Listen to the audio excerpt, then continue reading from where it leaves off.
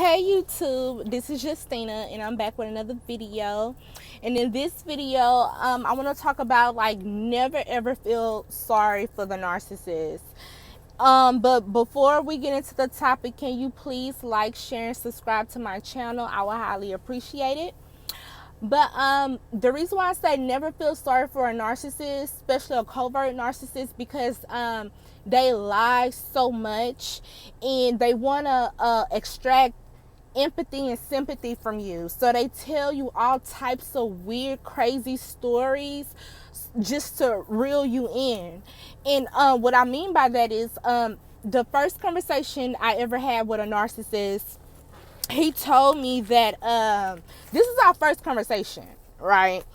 So we're on the phone and he was telling me that his sister worked for the police department and her boyfriend stole her vehicle and he ended up robbing a store, and after he robbed the store he drove her car out of town. So in my mind I'm like, why? It didn't make sense to me, because I'm like, okay, if the sister worked for the police department, why would the boyfriend do such stupid thing like that? But this is our first conversation, so this is what I'm saying in my mind. So when he's telling me this story, I'm like, oh, that's very unfortunate. Is your sister, how your sister doing? Oh, she good? But in my mind, I just felt like it was weird. So but that's a tactic narcissists use, to get sympathy from you and to make you feel like y'all have this special bond, because he's telling you these personal imaginary stories. So the second time he told me a pity sob story, he was telling me, life is just so hard. I'm a single parent. The mother of my child is in prison. That part is true. However, he was still telling me this story to make me, feel sorry for him. And probably he wanted me to offer my help, or, is there anything I can do, with your situation? Because Christmas time 2008, before Christmas 2018, he asked me, can I help him get Christmas gifts for the kids? And in my mind, I'm like, why would I help you get gifts for your children and I don't even know them? But this is in my mind. But when he asked me, I kind of brushed it off and I started talking about something else. So the third time he made up these stupid stories, I called him and he was like, man, somebody broke into my house and they broke into my car. They took everything. And I'm like, really? For real? Oh, okay. Well, once you get settled, just call me back. So, but in my mind, I'm just thinking, that's when I started putting pieces together, like, something don't seem right. Every time I talk to this dude, he always have these lies, these stories that something is bad is happening to him. Like, he wanted to paint this picture as in, like, he don't know what's going on, but it's like bad luck just coming at him. And really, you are the bad luck, because you're evil. You're Satan, because you're a narcissist. So you've been the problem. So that's true, but he was making this up so he can get sympathy and empathy from me. And he probably thought he was going to get more. Just like when he told me somebody broke into his house and broke into his car, he probably thought I was going to offer to help, or, is there anything I can do to help you? No, there's nothing I can do to help you. The only thing you would get from me is a phone call and a text message. You're not getting my money. You're not getting shelter. You're not getting nothing from me, period. The fourth time he told me a lie was when we on the phone again.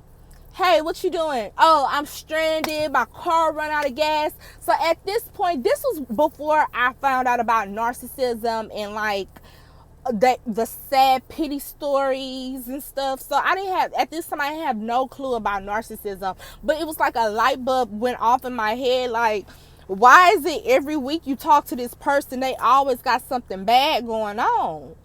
And I just had to use my common sense and put things together. Like, okay, so this person is really coming up with these stories to see if they can get some money from you, to see if they can get something from you. And at this time, he should have known, like, okay, my game is not working, because he still hasn't got anything from me. So I just want to give y'all a warning, a heads up. Like, if you talking to somebody and they always telling you these bad stories every other day, every other week, something is happening to them, they lights getting cut off, and then 3 days later the car broke down, then 4 days later they got an eviction notice, then a week later somebody broke into the house, that's a sign right there to distance yourself from that person, because I don't want your bad energy rubbing off on me.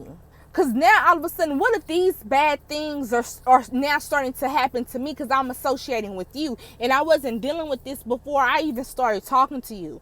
So please pay attention to the signs. Always listen. Listen and don't talk. That's what I had to teach myself, because I used to always like talk and run my mouth and start the conversations off, and you know, just to end the awkward silence, or I don't know, I just always want to be in charge of like who is talking first type of thing. No, what I learned is especially with a narcissist, if you listen closely to a narcissist, they always telling on themselves. So it's just very important to always observe and listen versus just speaking, because these people, I mean, these people are so crazy. And like I said, if you just listen to them, it's always something weird just going on with them in their life. It's always some type of drama. It's always something. So just always listen to them. Always listen to them and take heed into what they saying, and just use your common sense. Because I mean, that's what helped me, was my common sense and my intuition. And I just knew this dude, something was wrong with him. That's why every other week, every other day, he just always had sad stories to tell me. And in his mind, he probably thought it was going to work on me because it worked on the other victims. By him telling me these stories, I know he told the victims before me and the victims after me these sad stories. And the difference between me and the other victims, I honestly feel like the other victims actually gave him money. They was giving him supplies and stuff like that. I wasn't giving him nothing. So that's why me and him didn't last long anyways, because I wasn't beneficial to him. And that's fine, because I'm not taking care of no grown man. You're not getting not a penny from me, okay? So this is just another quick video that I want to talk about narcissism and the pity stories and the imaginary stories they make up in their brains to tell you, so you can feel sorry for them and, oh my God, why life is so hard for them. No, that is not the case. So can you please like, share, and subscribe to my channel? Thank you. Bye bye.